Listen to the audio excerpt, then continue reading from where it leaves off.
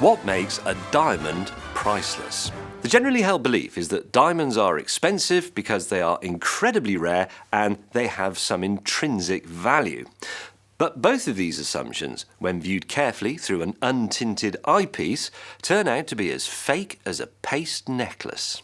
A diamond is nothing more than an allotrope of carbon, as is the graphite in a pencil. They are formed at considerable depth below the Earth's surface and like to be cooked at high pressure at a relatively low temperature, like sprouts.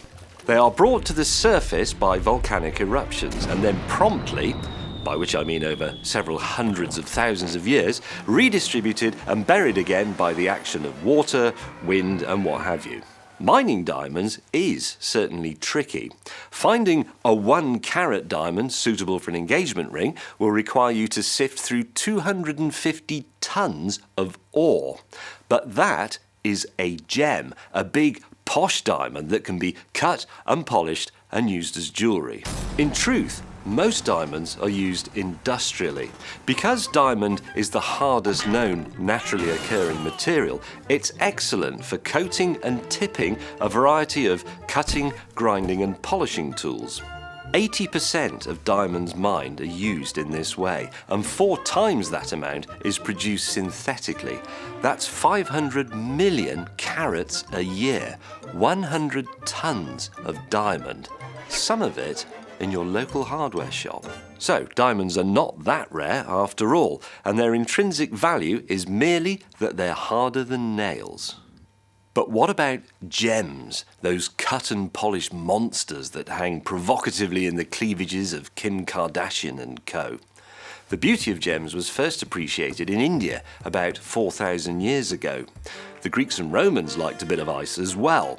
But elsewhere, diamonds didn't really catch on until the late 19th century, and up until then were considered no more valuable than any other opaque or translucent precious stone. In the 19th century, however, diamond prospecting on an industrial scale began under the British in what is now South Africa. According to basic economic theory, that should have reduced the value of diamonds because they became oversupplied. But that didn't happen because the number and price of diamonds was controlled by syndicates in London that came to agreements with the mining companies. Cynics will argue that gem diamonds are really nothing more than a byproduct of the mining of diamonds for industrial use, and that there really isn't any shortage of them at all. It's just being made to look that way. And what's more, any broken-hearted man who has had to return a diamond ring to a jewellery shop will discover that the profit margin on diamonds is at least as high as it is for other so-called luxury goods. And unlike gold, silver, titanium or even frozen orange juice, there is no fixed commodity price for diamonds. Advertising has helped to maintain the illusion that a diamond is somehow permanent and priceless. The slogan, "A diamond is forever," was created on behalf of De Beers in 1948, and that, along with a bit of strategic Hollywood product placement, helped to convince everybody. So, what makes a diamond priceless? Basically, merely that we all agree that it is.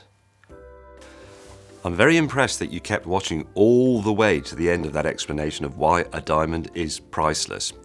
And there's more. If you'd like to see and hear more, why not subscribe? You just click on the button there.